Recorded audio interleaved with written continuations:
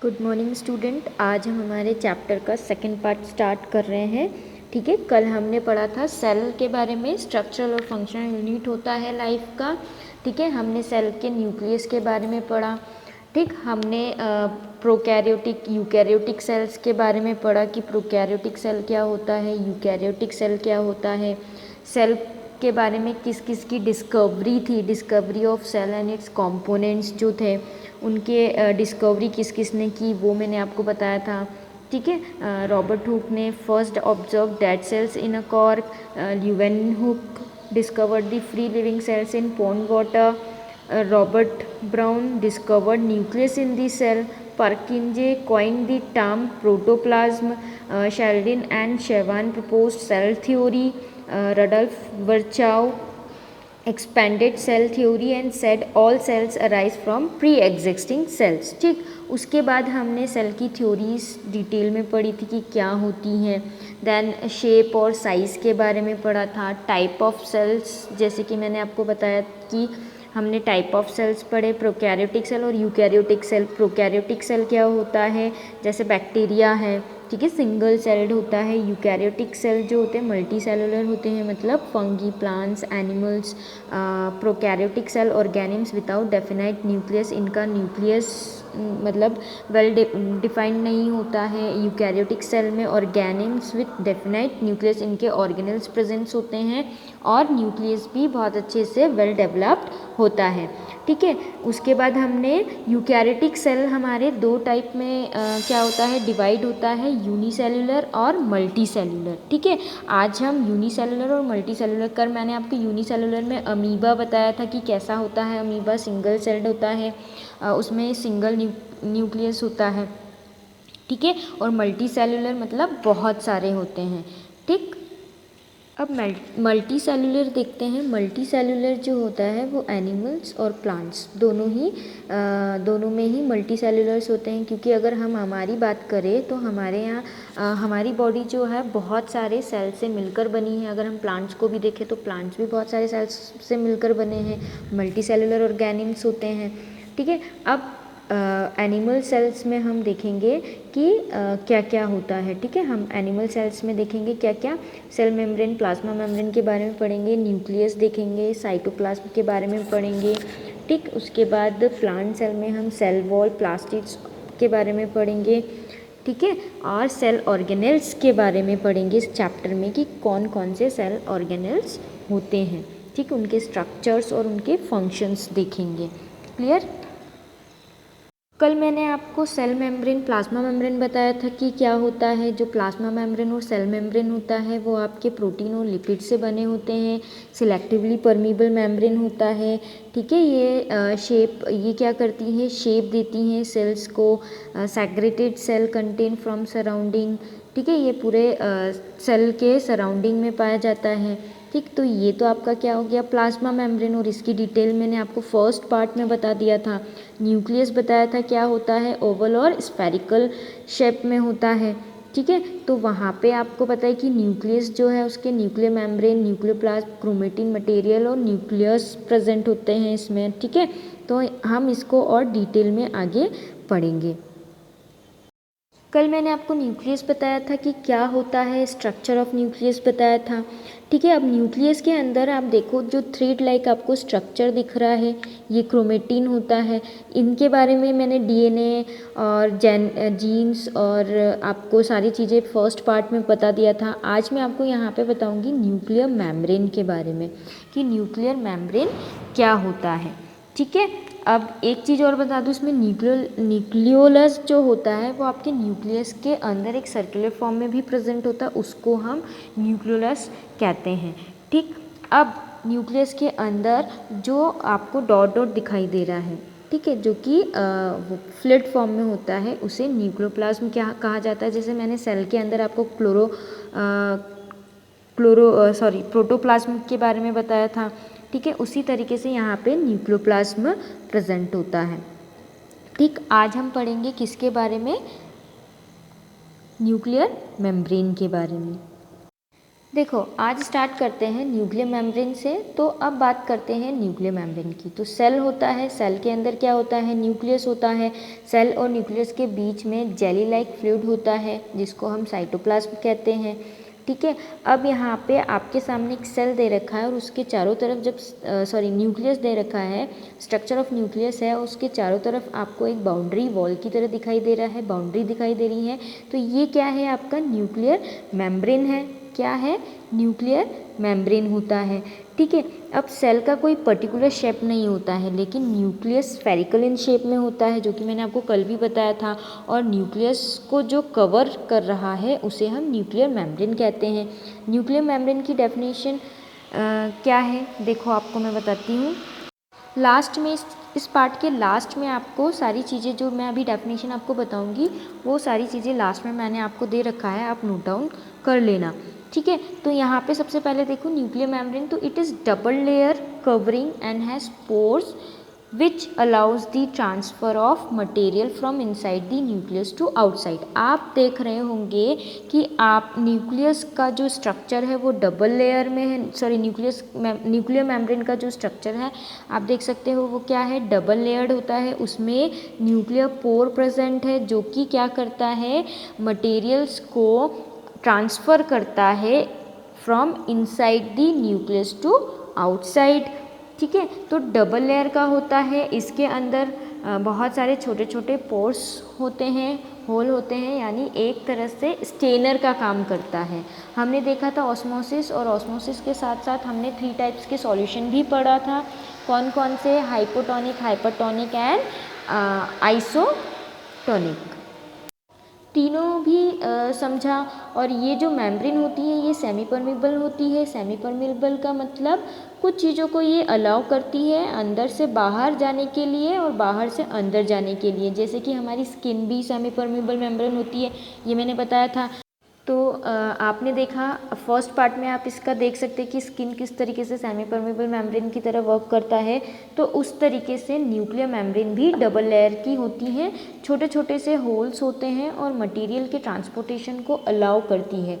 इसके बाद from inside the nucleus to outside, मतलब क्या हो रहा है यहाँ पे, ट्रांसपोर्टेशन करती है किस चीज़, मतलब अंदर से बाहर और बाहर से अंदर के, मतलब न्यूक्लियस के अंदर से बाहर और बाहर से अंदर आने जाने देती है। क्योंकि न्यूक्लियस कोर है, न्यूक्लियस कौन है, न्यूक्लियस बॉस होता है पूरे के पूरे सेल का। जो भी एक्टिविटीज़ होनी है या कोई भी एक्शन होना है, ये सबको इंस्ट्रक्शन कौन देता है, न्यूक्लियस देता है।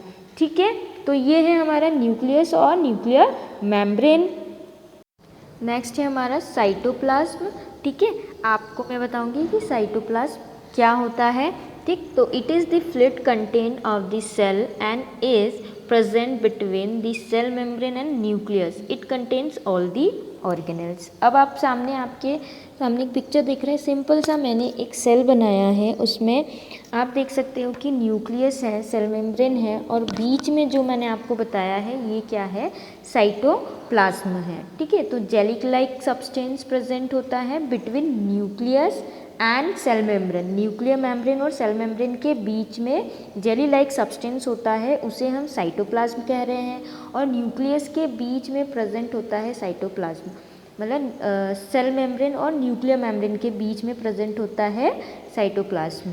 ठीक है, तो ये तो आपका क्या होता है, साइटोप्लाज्म। अब यहाँ पे क्या बोला जा रहा है, ये न्यूक्लियस और सेल मेम्ब्रेन के बीच में प्रेजेंट होता है, और जितने भी मेजर ऑर्गेनेल्स हैं, जो प्रोटीन बना रहा है, लिपिड बना रहा है, एनर्जी स्टोर कर रहा है, हार्मोन स्टोर कर रहा है, ये सारा का सारा काम जो है साइटोप्लाज्म करता है। इसमें जितने भी ऑर्गेनेल्स आपके होंगे उनको ये साइटोप्लाज्म में प्रेजेंट होते हैं। ठीक है, साइटोप्लाज्म में रखा जाता है उनको, इसलिए ताकि वो जो ऑर्गेनेल्स होते हैं वो ड्राई ना हो, इसलिए जो जेली लाइक स्ट्रक्चर होता है, सारे ऑर्गेनेल्स जो होते हैं साइटोप्लाज्म में प्रेजेंट होते हैं। ठीक है, जैसे एक बड़ा सा ऑफिस है जिसका बॉस कौन है, न्यूक्लियस है, और पूरी की पूरी ऑफिस की बाउंड्री हो गई क्या, सेल मेम्ब्रेन।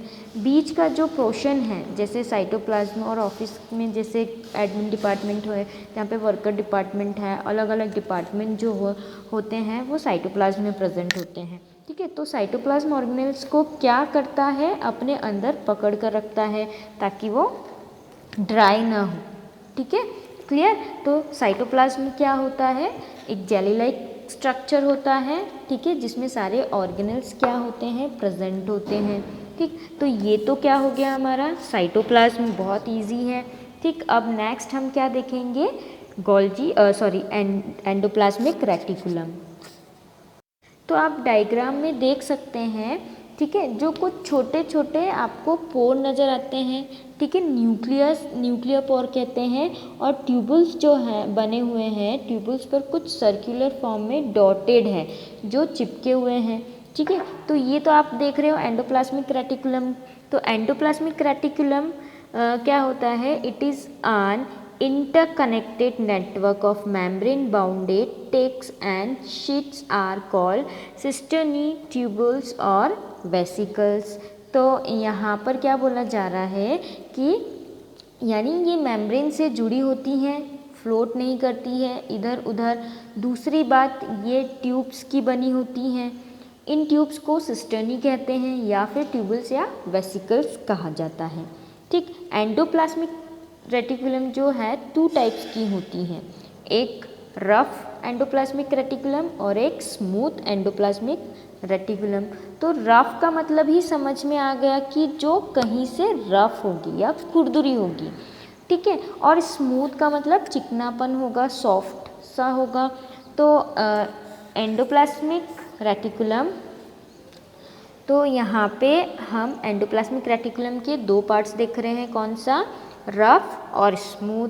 तो RER जो है, तो इसमें क्या होता है, in this cisternae are studded with ribosomes. क्या होता है, यहाँ पर ये जो ट्यूबुल्स हैं या सिस्टर्नी कहते हैं, इसके ऊपर छोटे छोटे राइबोसोम्स चिपके हुए हैं, तो इसको हम रफ एंडोप्लाज्मिक रेटिकुलम कहते हैं।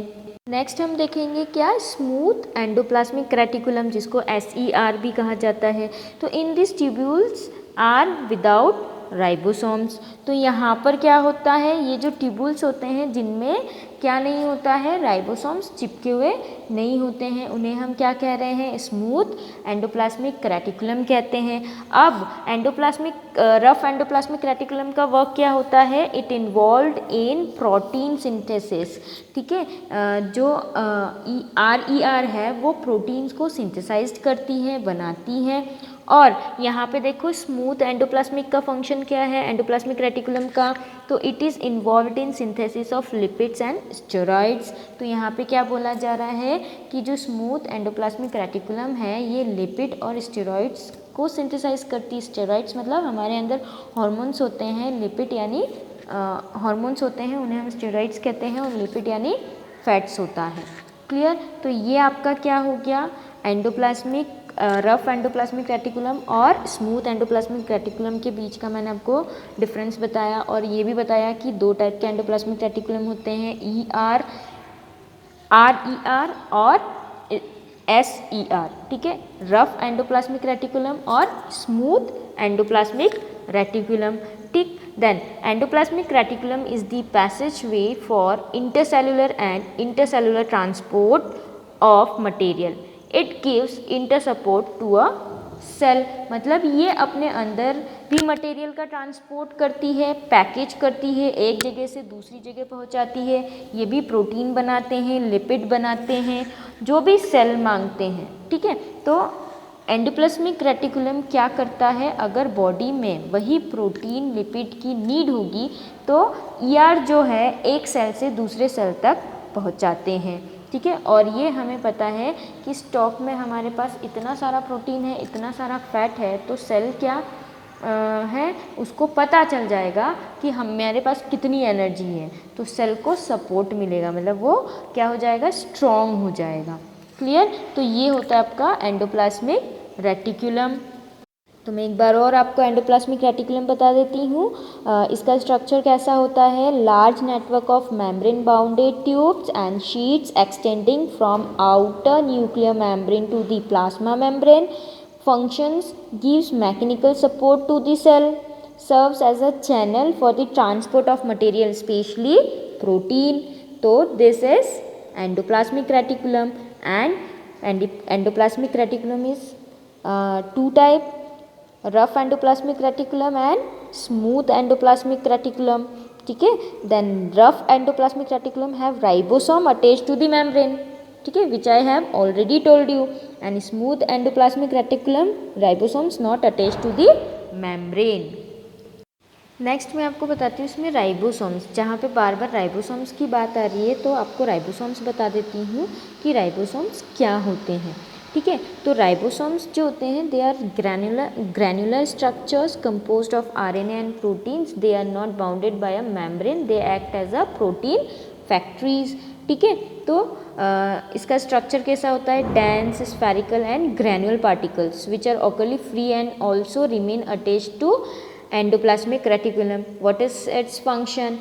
साइट्स ऑफ प्रोटीन सिंथेसिस बनाने का काम करती हैं। ठीक है, तो यहाँ पे राइबोसोम्स जो होते हैं वो स्फेरिकल शेप में होते हैं। अब देखो क्या करते हैं, तो इनका फंक्शन मतलब सबसे पहले आप ये देखो कि आरएनए और प्रोटीन से बने होते हैं। ठीक है, तो आरएनए मीन्स राइबोन्यूक्लिक एसिड के, तो इनका फंक्शन क्या होता है, तो ये जो है एंडोप्लाज्मिक रेटिकुलम से चिपके हुए होते हैं या फिर फ्लोट करते हैं साइटोप्लाज्म में, और सेल से जो भी मैसेज मिल रहा है, न्यूक्लियस से जो भी मैसेज मिल रहा है, एक जगह से दूसरी जगह क्या करता है, पहुंचाने का काम करती है। और ये किसी भी मेम्ब्रेन से बाउंडेड नहीं होती है, और ये प्रोटीन फैक्ट्री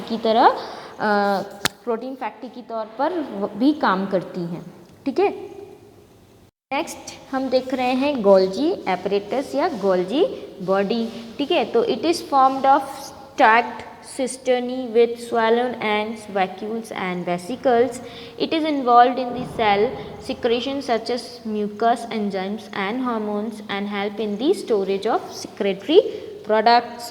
ठीक, तो इसका स्ट्रक्चर कैसा होता है, सिस्टर्नी जो कि स्टैक्ड होती है, मतलब एक के ऊपर एक खड़ी होती है एक दूसरे पर। ठीक है, तो यहाँ पर क्या बोला जा रहा है, विथ स्वेलोन एंड्स, इनके जो एंड्स होते हैं वो क्या होते हैं, फूले हुए होते हैं। वैक्यूल्स एंड वेसिकल्स, ऐसे स्पेस जहाँ पर फूड का स्टोरेज होता है, क्या होता है, फूड का स्टोरेज होता है। गोल्जी बॉडी का फंक्शन क्या होता है, बेसिकली इसका काम होता है एंजाइम सिक्रेट करना, इसका काम होता है हार्मोन सिक्रेट करना, म्यूकस सिक्रेट करना, ये स्टोर करता है और सेल को टाइम टू टाइम एंजाइम्स क्या करते हैं, किसी भी रेट ऑफ रिएक्शन को क्या कर देंगे, फास्ट कर देते हैं। मतलब डाइजेशन हो रहा है तो एंजाइम देखकर डाइजेशन को फास्ट कर देंगे। तो जैसे हमारे मुंह में क्या होता है, सलाइवा, तो सलाइवा एक एंजाइम होता है। जब हम खाना खाते हैं, खाना ढंग से ब्रेक डाउन नहीं होता है तो सलाइवा क्या करेगा, खाने को ब्रेक डाउन करेगा और डाइजेशन के फर्दर प्रोसेस तक लेकर जाएगा। उसी तरीके से ये काम करते हैं, और ये क्या करते हैं, कोई भी चीज़ अपने अंदर से सीक्रेट करेंगे तो इनके अंदर स्टोर भी हो रही है ना। तो ये तो क्या है, आपका गोल्जी एपरेटस हो गया। तो गोल्जी एपरेटस क्या है, इसका स्ट्रक्चर कैसा होता है, मैं फिर से आपको बता देती हूँ। Set of membrane bound smooth flattened cisternae have small fluid filled vesicles, they have their own DNA and ribosomes। Function क्या होता है, स्टोरेज करने का, modification packaging of products in vesicles, इनके वेसिकल्स में क्या करता है, जो प्रोडक्ट्स होते हैं उसको पैकेज करता है, उसको मॉडिफाइड करता है।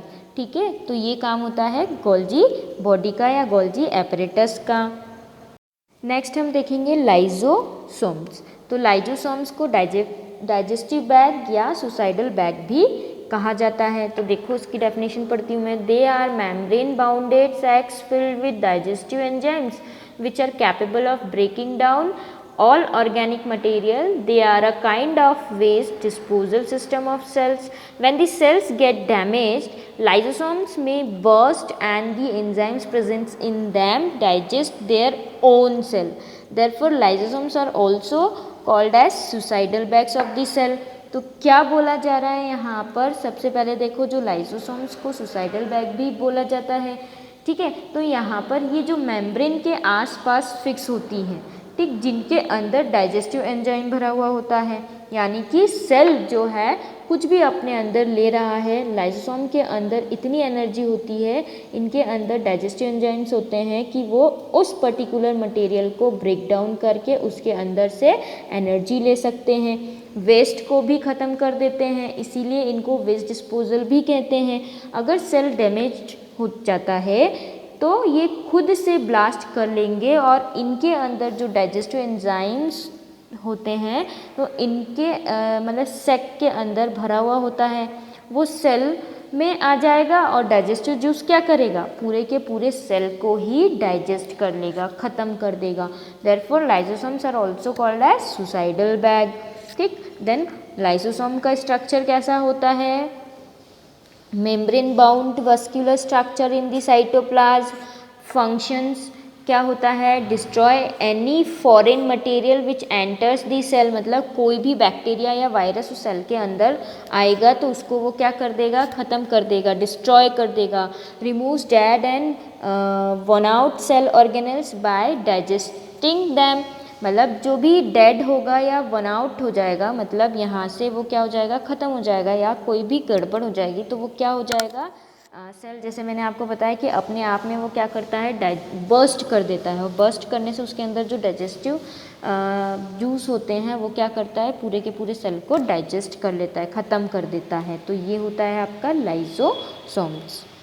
नेक्स्ट हम देख रहे हैं क्या, माइटोकॉन्ड्रिया। तो they are rod shape double membrane, आप डायग्राम में देख सकते हो, rod shaped double membrane bound structures. Their inner membrane is folded into cristae. It acts as powerhouse or ATP mills, as they are the site of cellular respiration and release energy in the form of ATP। तो क्या बोला जा रहा है, जो है इसको mitochondria जो है power house of the cell भी कहा जाता है। ये जो है एनर्जी को कन्वर्ट करके स्टोर करके रखता है, किस फॉर्म में, एटीपी के फॉर्म में। दे आर रोड शेप्ड नज़र आ रहा है आपको डायग्राम में, डबल मेम्ब्रेन होती हैं, इसकी इनर मेम्ब्रेन जो है फोल्डेड होती हैं, जिसको हम क्या कह रहे हैं, क्रिस्टी। यहाँ पर सेल का जितना भी पावर होता है वो एटीपी में कन्वर्ट कर देता है। एटीपी मतलब एडेनोसिन ट्राइफॉस्फेट। ठीक है, तो ये जो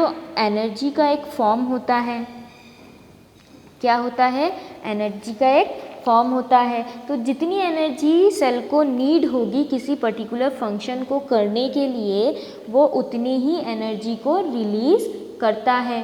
क्या करता है, उतनी ही एनर्जी को रिलीज़ करता है।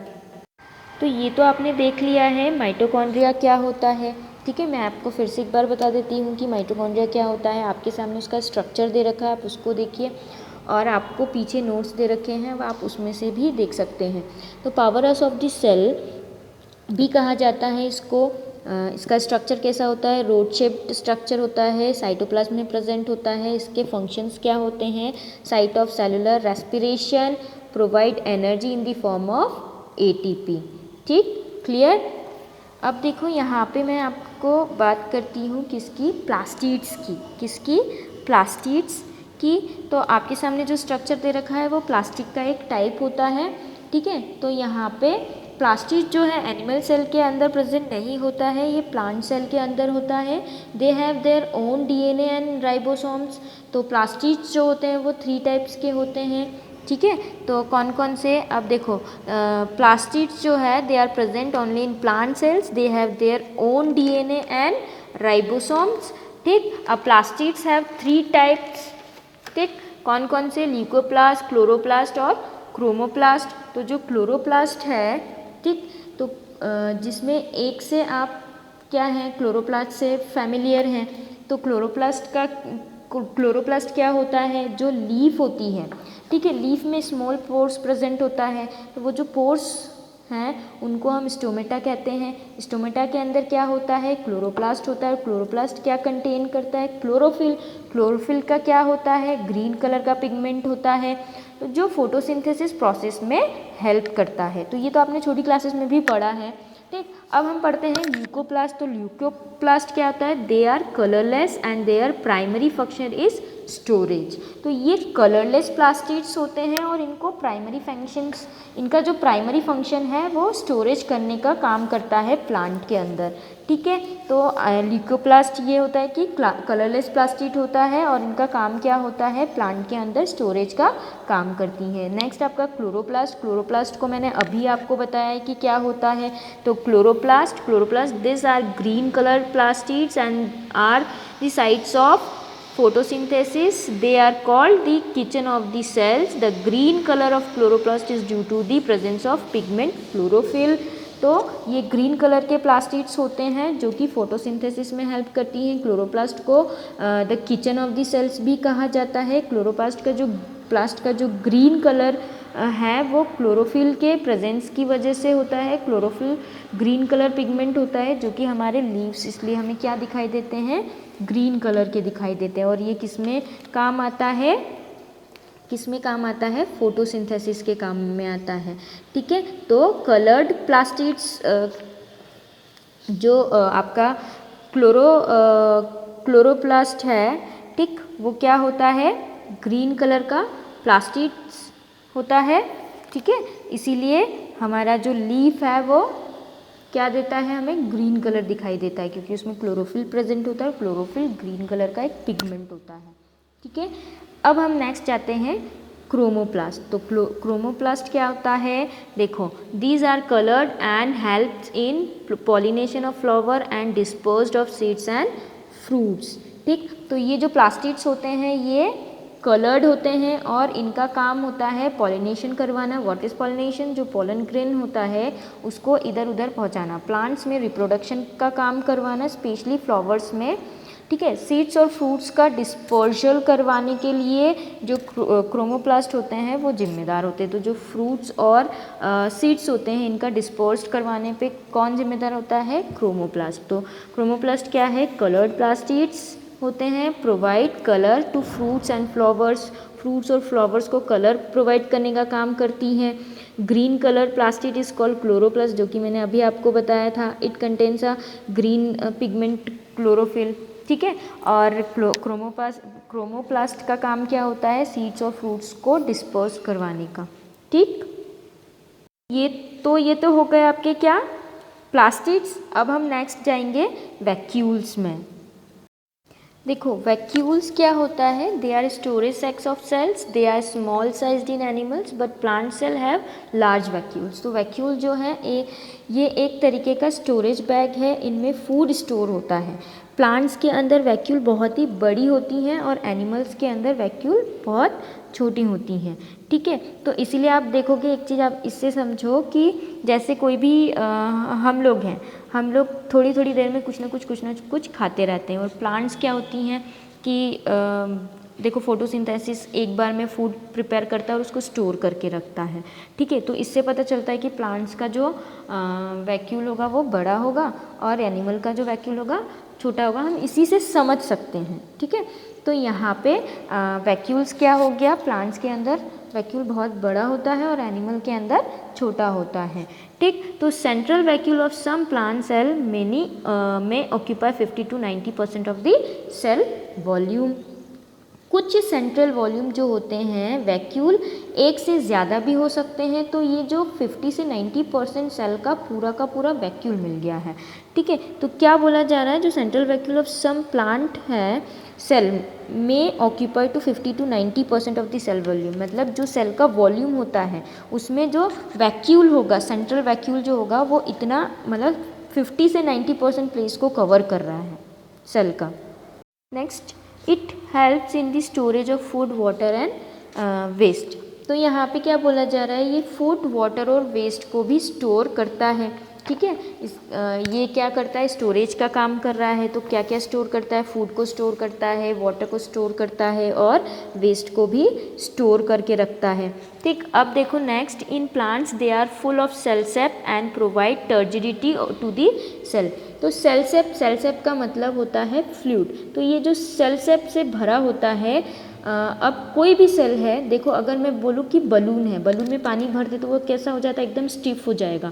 अगर उसको किसी जगह पे रख दे तो वो इधर उधर हिलेगा कुछ नहीं, ठीक है, इधर मतलब हिलेगा डुलेगा कुछ भी नहीं। तो इसलिए प्लांट्स जो है टर्जिट होते हैं। आप देखो एक ही जगह पे रहता है, वो इधर उधर मूव नहीं कर पाते, हम जो है इधर उधर मूव कर सकते हैं, ठीक है।